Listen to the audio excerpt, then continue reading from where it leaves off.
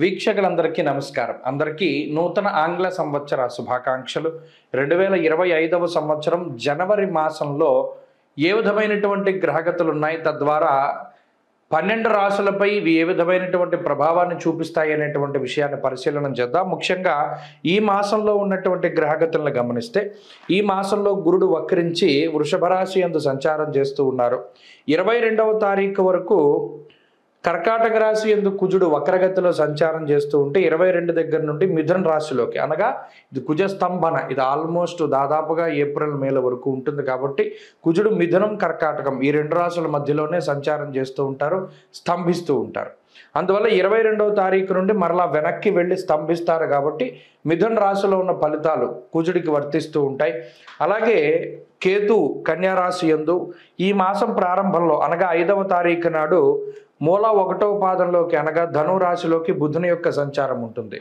ఇక ఈ మాసంలోనే 15వ తారీఖు మకర సంక్రమణం, కాబట్టి అప్పటి నుండి రవి మకర రాశిలో సంచారం చేస్తారు. అలాగే ఈ మాసంలో శుక్రుడు 28వ తారీఖున మీనంలోకి సంచారం చేస్తున్నారు. అప్పటి వరకు శనితో కలిపి శుక్రుడు కుంభంలో ఉంటారు. మీనమందు రాహుగ్రహం సంచారం చేస్తూ ఉన్నారు. ఇది ఈ మాసంలో ఉన్నటువంటి పరిస్థితి. అయితే తెలుగు మాసాలలో చూసుకుంటే ఈ మాసాన్ని పుష్యమాసము అంటారు. పుష్యమాసమునందు ఏ కార్యక్రమాలు చేయాలి, ఏమేమి చేయకూడదు అనేటువంటి విషయాన్ని కూడా మనం తెలుసుకోవాలి. పుష్యమాసంలో గృహప్రవేశాలు, గృహారంభాలు, వివాహాలు లేదా ఏ విధమైనటువంటి శుభ కార్యక్రమానికి సంబంధించినటువంటి పనులు కానీ, శుభ కార్యక్రమాలు కానీ చెయ్యరు. దీన్ని శూన్యమాసము అన్నారు. మరీ ముఖ్యంగా ద్విస్వభావ రాశిలోకి రవి ప్రవేశించిన తర్వాత, అనగా 16వ తారీఖు డిసెంబర్ దగ్గర నుండి ధను రాశిలోకి రవి ప్రవేశం చేసిన తర్వాత, డిసెంబర్ 16 నుండే ఒరిజినల్గా గృహారంభాలు కానీ గృహప్రవేశాలు కానీ చేయకూడదు. కానీ పాపం తెలియక చాలామంది వాటిని ఆచరిస్తూ ఉన్నారు.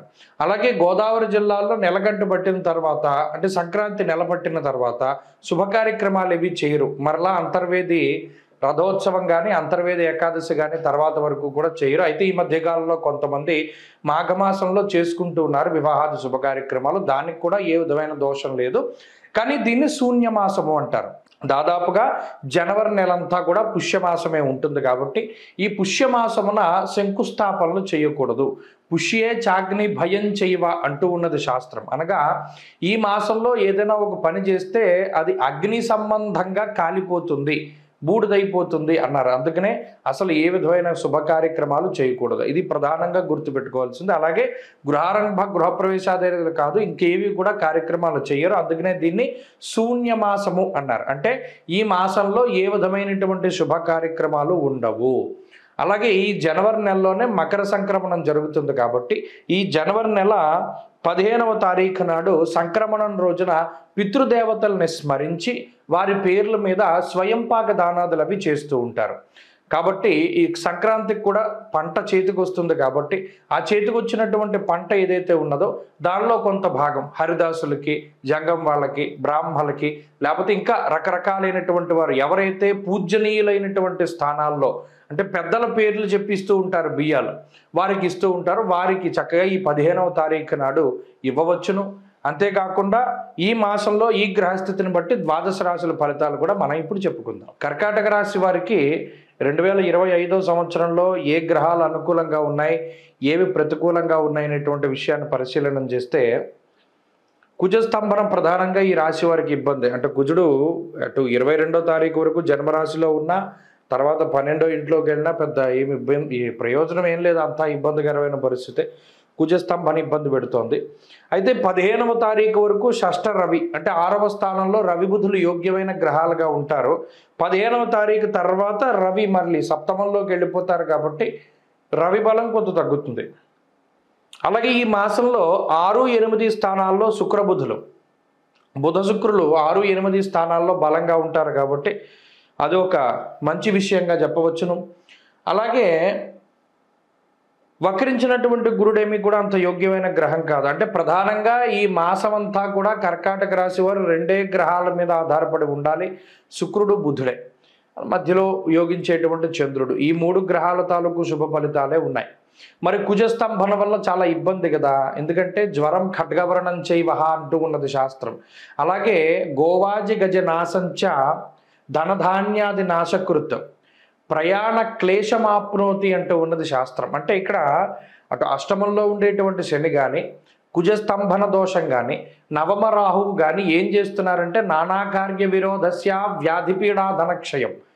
ఇక్కడ ప్రధానంగా ఈ నెలంతా కనబడేది ఏంటి అంటే ఏ పని తలపెట్టినా అది వాయిదా పడుతూ ఉండడం కానీ, దానిలో ఆటంకాలు వస్తూ ఉండడం కానీ, లేదా మీరు అనుకున్నటువంటి పనులు సజావుగా ముందుకు సాగకపోవడం కానీ ఇత్యాది విషయాలతోటే కొంత ఎక్కువగా అసహనానికి అసంతృప్తికి లోనవుతూ ఉంటారు కర్కాటక రాశి వారు.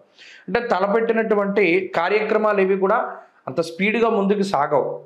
అది ఒకటైతే రెండోది ఏంటి అంటే అనారోగ్య సమస్యలు. మరి అటు రవి సప్తమంలో ఉండి అష్టమంలో శని ఉన్నప్పుడు, కుజస్తంభన దోషం ఉన్నప్పుడు అనారోగ్య సమస్యలు కొంచెం పీడించేటువంటి అవకాశం ఉంటుంది. కాబట్టి ఈ మాసంలో ప్రయాణాలు చేసేటప్పుడు కొంత జాగ్రత్తగా ఉండడం ఒకటినో, ఆరోగ్య విషయాలపై ఎప్పటికప్పుడు శ్రద్ధ తీసుకుంటూ ఉండాలి. దేనికి కూడా నెగ్లెక్ట్ చేయకూడదు.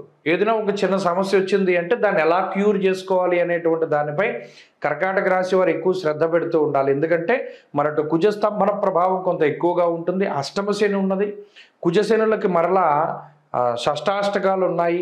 అలాగే రవి సప్తమ స్థాన స్థితి ఉన్నది.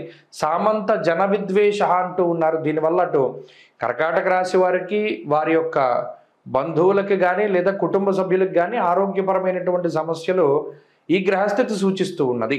కాబట్టి ఈ విషయాన్ని కూడా కర్కాటక రాశి వారు దృష్టిలో పెట్టుకోవాలి. ఈ మాసమంతా కూడా అంటే ఈ నెలంతా కూడా ఆరోగ్యంపై శ్రద్ధ పెట్టాలి ఒకటి. రెండవది ఏంటి, పనుల్లో జాప్యం. ఏ పని ప్రారంభించినా అదంత తొందరగా ముందుకెళ్ళదు కాబట్టి అదొకటి ఇబ్బంది.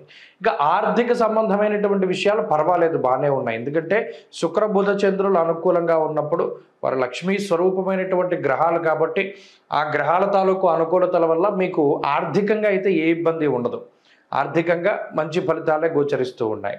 ఇక ఉద్యోగ వ్యాపారాలకు సంబంధించినటువంటి విషయాలు మిశ్రమంగా ఉన్నాయి. ఉద్యోగంలో మార్పుకి ఈ మాసంలో అంత గొప్ప అవకాశాలు లేవు. చేతిలో ఏదైనా ఒక ఉద్యోగం ఉంటే దాన్ని వదిలిపెట్టడం అంత మంచిది కాదు. ఇంకోటి ఏదైనా ఉద్యోగం చేతిలోకి వస్తేనే కానీ చేస్తూ ఉన్న దాన్ని మాత్రం మానకూడదు. ఇది ప్రధానంగా గుర్తుపెట్టుకోవాలి. వ్యాపార పరంగా ఏదైనా విస్తరించి ఏదైనా వ్యాపారాన్ని కొత్తగా ప్రారంభం చేద్దాం లేదా కొత్త వ్యాపారాన్ని ప్రారంభం చేద్దాం అనుకునేటువంటి విషయాల్లో ఈ నెల అంత గొప్ప నెల కాదు. భూగృహాలకు సంబంధించినటువంటి విషయాలు, కోర్టు లావాదేవీలు ఇవన్నీ కూడా కొంత వెనక్కి వెళుతూ ఉంటాయి. కాబట్టి కొంత మిశ్రమమైనటువంటి ఫలితాల్లోనే ఈ మాసం ఉండబోతూ ఉన్నది. కాబట్టి ప్రధానంగా ఈ కర్కాటక రాశి వారు ఏం గుర్తుపెట్టుకోవాలి అంటే ఆ బలాన్ని పెంచుకోవాలి. ముఖ్యంగా రవి బలాన్ని పెంచుకోవాలి, కుజ బలాన్ని పెంచుకోవాలి, శని బలాన్ని పెంచుకోవాలి. ఆ మూడు ప్రతికూలంగా ఉన్నాయి కాబట్టి ప్రతి శనివారం నాడు శివాలయానికి ప్రదోష కాలంలో అంటే సాయంత్రం పూట చీకటి పడుతూ ఉన్నప్పుడు వెళ్ళి దీపారాధన చేయడం, ప్రతిరోజు ఆదిత్య హృదయ స్తోత్ర పారాయణ చేయడం, ఇవి రెండూ చేయడం ద్వారా ఈ గ్రహస్థితి నుండి చాలా మెరుగుపడుతుంది. ఈ ఫలితాల నుండి చాలా మెరుగైనటువంటి ఫలితాలు వస్తాయి. ఇంకోటి ఏంటంటే ఈ నెలలో మంగళవారాలు వస్తూ ఉంటాయి కదా, ప్రతి మంగళవారం వీలుంటే సుబ్రహ్మణ్యేశ్వర స్వామికి సర్పసూక్తంతో అభిషేకం చేయించుకోండి. కుజస్తంభన దోషం తొలగిపోతుంది. స్వస్తి.